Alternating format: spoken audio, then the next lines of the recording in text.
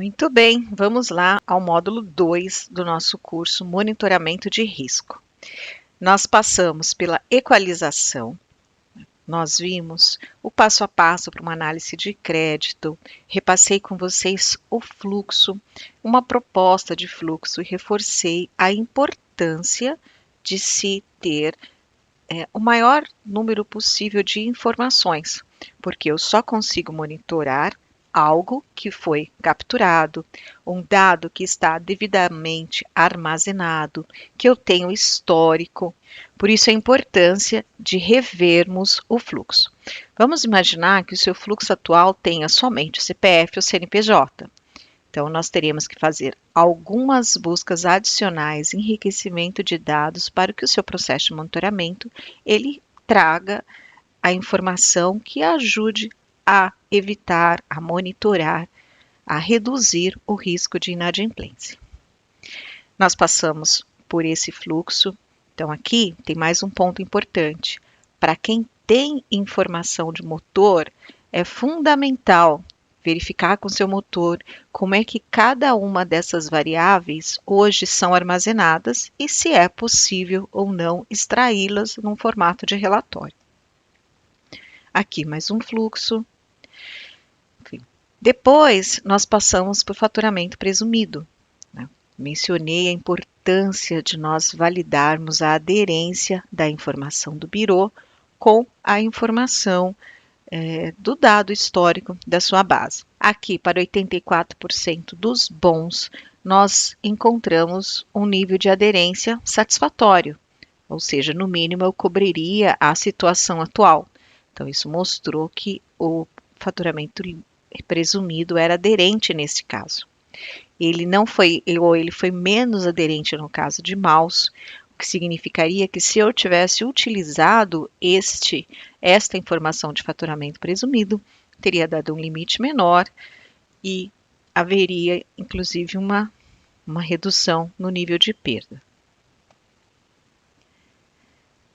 Nós passamos por esse slide, fizemos uma relação entre o limite interno e o limite que seria permitido a partir do faturamento presumido.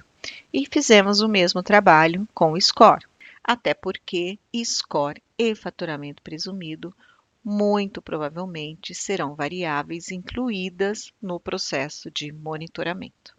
Eu mostrei para vocês o exercício de validação. Nós vimos que havia um grupo de clientes que respondiam por 9% do faturamento e 40% da inadimplência. Só que mesmo assim, mesmo essa relação sendo tão direta, dificilmente você conseguiria implementar na sua empresa um ponto de corte para perder 9% do faturamento. Esse, inclusive, foi a questão dessa empresa. Por melhor que seja reduzir 40% da inadimplência, quase ninguém toparia impactar o faturamento nesta ordem de grandeza. Então, a gente teve que mergulhar um pouco mais no estudo, refazer o estudo e buscar mitigar, reduzir um pouco mais esse risco. A gente acabou não cortando toda a faixa de clientes dessa linha, do 003497, a gente acabou trabalhando com esses dois itens aqui de baixo para reduzir um pouco o impacto no faturamento. Muito bem, então esses são exercícios que precisam ser feitos, né? Tem gente que entende que é só olhar aquele número de score, tem um número mágico de 800 na cabeça, de 600 na cabeça, mas na verdade o número mágico é aquele número que equilibra a inadimplência e te apresenta a melhor relação entre impacto do faturamento e redução de inadimplência. Além disso, esse estudo não acaba aqui. Eu preciso potencializar essa informação, levando essa informação para a cobrança. Então, por exemplo, aqui, se optando por manter essa faixa nesses dois itens de cliente, por exemplo, nesses dois ranges de faturamento, claramente esses clientes teriam que ser a minha prioridade na cobrança. Pensem que a pior situação em relação ao risco é quando eu não conheço. A partir do momento que eu conheço, eu sou obrigado a agir, né? E claramente monitorar. Imaginando que nós né, você esteja aqui nessa empresa e essa seja a situação da sua empresa, claramente eu tenho que monitorar a quantidade de clientes que entram nesse patamar. Por quê? Porque eu sei que eles afetam a inadimplência. Então, eu deixo que esses clientes entrem na base, porém, eu preciso manter um equilíbrio desses clientes, eles não podem jamais tornar-se maioria. A contrapartida disso é justamente eu aumentar a participação de clientes na linha de baixo. É esta linha de baixo, estas linhas, na verdade, né, que equilibram esse indicador, né? Então pensem que é um jogo de força. Eu tenho clientes que levam para cima e eu tenho clientes que levam melhor, né, para cima e outros que puxa para baixo. Então é isso que eu tenho que equilibrar. Muito bem. Então, passamos por isso e agora vamos falar do conceito de risco. Porque esse é outro fator que nós precisamos definir. O conceito de risco, ele refere-se à possibilidade de um evento ou uma condição futura ter impacto negativo nos objetivos de uma operação. E aqui já começa uma definição. Quais são esses objetivos? O que eu pretendo com esse trabalho de monitoramento de risco? Pode ser que para vocês a resposta seja óbvia, inadimplência. Mas eu não posso só monitorar a inadimplência. Então, a minha recomendação é que nós, e esse vai ser o objetivo do curso, que nós tenhamos sempre em vista monitorar os efeitos no faturamento e em valores em aberto. Toda vez que você leva para a sua diretoria essas duas posições, a tendência de você receber um retorno muito mais positivo. Então, como eu sempre digo para o pessoal de política de crédito, a política de crédito ela não é só da área de crédito, ela é da empresa. E o objetivo dela tem que ser alinhado com várias áreas, não só com a área de crédito. Eu não posso olhar para o umbigo e dizer o seguinte, olha, nós vamos fazer tudo para bater a meta de inadimplência, se isso, por exemplo, impactar o faturamento. Então, eu tenho que obter o equilíbrio. Essa é a ideia e esse aqui é o nosso objetivo. A nossa sugestão é monitorarmos o faturamento e os valores.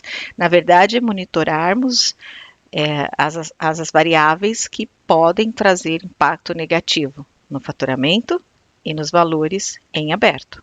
Sempre que pensamos em risco, precisamos avaliar esses três componentes. Se existe incerteza ou probabilidade de não acontecer, então existe risco. E se existe risco, nós precisamos medir o impacto e a exposição. Então, o seu pensamento sempre tem que ser em função disso. Quando é risco? Quando tem a probabilidade ou incerteza de não acontecer. Qual é o impacto que essa probabilidade, desse fato não acontecer, causa na empresa? Qual é o nível de exposição que haverá em função desse aspecto? Eu trouxe aqui uma figura que reflete a gestão do Bacen em relação aos bancos. Então, nós podemos utilizar como referência. A inadimplência, ela é um dos riscos e pode ser derivada de outros riscos, como, por exemplo, o risco de mercado e o risco de liquidez. Da mesma forma, riscos estratégicos e operacionais também podem levar a uma inadimplência. Então, eu tenho uma matriz, eu trabalho nela há algum tempo. Deixa eu abrir todos, hoje fica mais fácil. Então, nós temos, por exemplo, o risco de mercado. Bom, só antecipando, o nosso foco de fato vai ser o risco de crédito, tá bem? Mas é importante que vocês saibam e tenham essa visão um pouco mais ampliada, porque vocês podem implementar esses processos em alguns dos clientes. Então, vamos lá. Eu tenho um risco de mercado. Então, o que é o risco de mercado? É um potencial resultado negativo devido a mudanças nos preços ou parâmetros de mercado. Então, você concorda que, internamente, nós vamos avaliar variáveis que, historicamente, em função da base que se tem interna, nós identificamos uma relação com o risco de inadimplência. Então, nós vamos monitorar aquela variável, o crescimento dela, a representatividade dela na base. E a ideia é que nós evitemos o efeito surpresa a partir daquela variável. E vamos fazer isso de uma forma aprofundada, analisando a base interna da empresa. Porém, existem outros riscos que eles não estão aqui dentro. Então, esta matriz pode te ajudar um trabalho paralelo, vamos dizer assim, em relação ao monitoramento que nós vamos aprender e discutir durante o curso, ok? Então, risco de mercado. Então, quem que eu vou monitorar, né? Claro que os preços, a questão cambial, podem afetar várias empresas. Então, um exemplo aqui que eu tenho é de um cliente que tem uma empresa que exporta e possui muita dívida em dólar, por exemplo. Ok, se ela tem receita em dólar, despesas em dólar, ela atende ali um certo equilíbrio. Se ela tem só uma das partes, ela tem uma exposição. Então, uma mudança repentina no mercado pode sim causar um impacto. Essa empresa pode ter problema de caixa, pode levar para a recuperação judicial.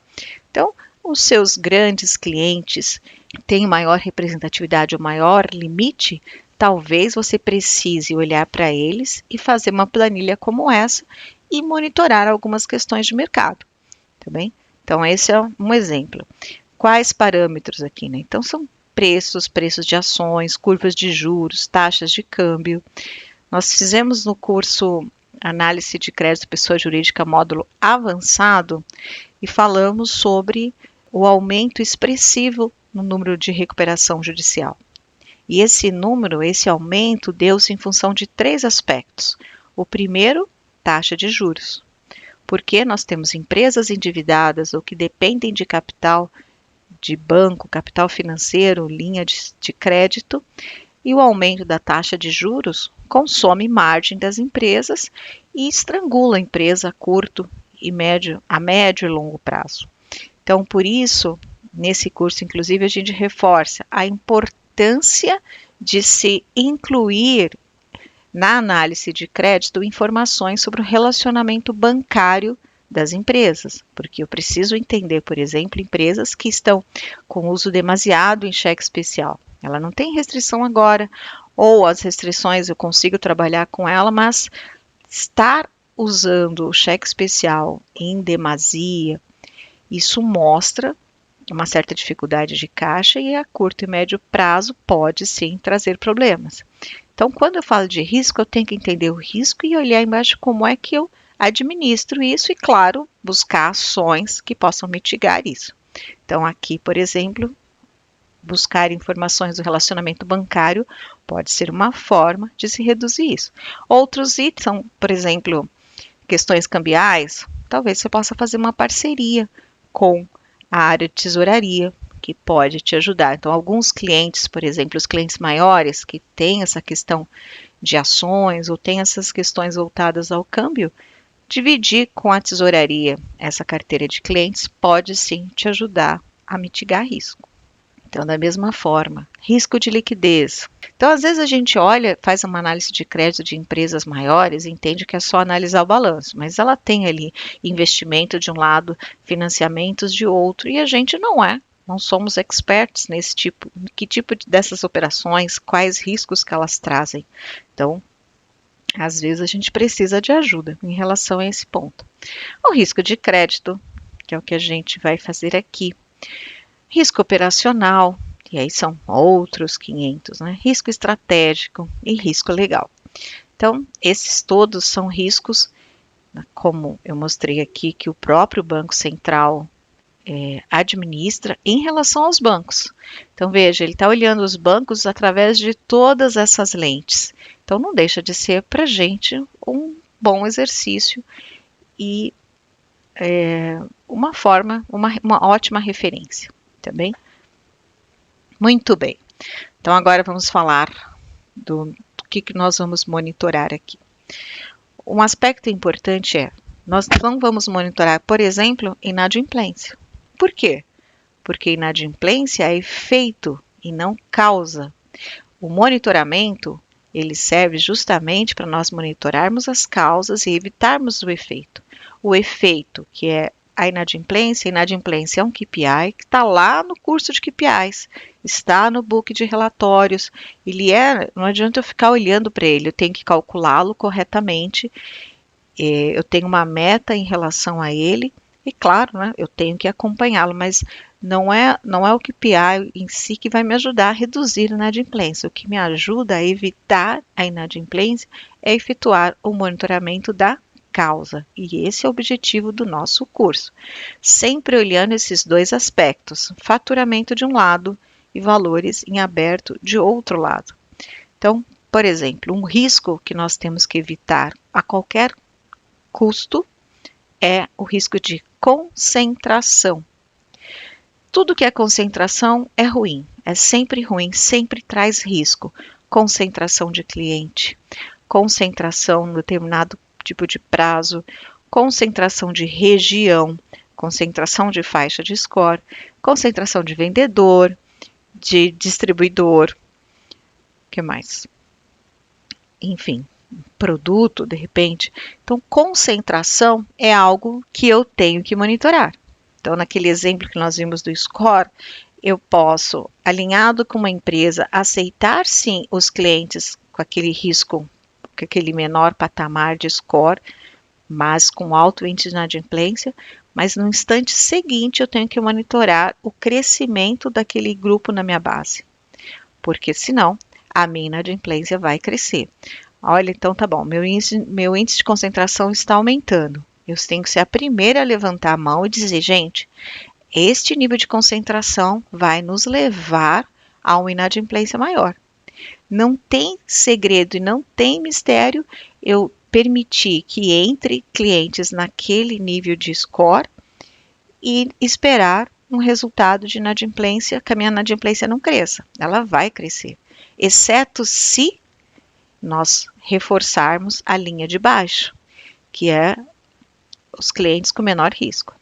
E aqui eu tenho, acabei de abrir aqui, o crescimento descoordenado como um outro fator de risco. Então, uma coisa é você estar administrando todos os meses o percentual de score de crescimento na sua base, como é que ela está lidando. E a outra coisa é não ter ninguém olhando para isso. E em determinado momento a nossa inadimplência sobe e a gente não consegue explicar por quê. Quando eu tenho esse crescimento descoordenado, eu já mostro para vocês exemplos de cada um disso, eu vou me deparar com a inadimplência e a minha inadimplência vai ser uma surpresa. E trabalhando desta forma, eu evito, talvez eu sofra antecipadamente, mas surpresa a gente não vai ter, tá bom? Então, é isso que eu tenho que fazer. Estrategicamente na empresa, a partir do momento que eu tenho uma situação, eu já tenho que iniciar um planejamento. Outro item aqui, alteração da proporção de bons e maus. Primeiro, você tem que definir o que é bom e o que é mal. Vamos imaginar assim, o que é um cliente bom? Bom, cliente bom são os clientes que pagam em dia, os clientes que não têm inadimplência. E maus são os clientes que atingem, por exemplo, um percentual de inadimplência acima de 90 dias. Então, tá bom. Então, o que eu preciso? Eu preciso desse equilíbrio. Eu preciso saber qual que é o perfil desses clientes maus e qual que é o perfil dos clientes bons. Identificar quais são as variáveis que eles têm e voltar e monitorar esse grupo de variáveis para eu buscar fazer ações. E por que eu monitoro? Justamente para tomar ações antecipadas.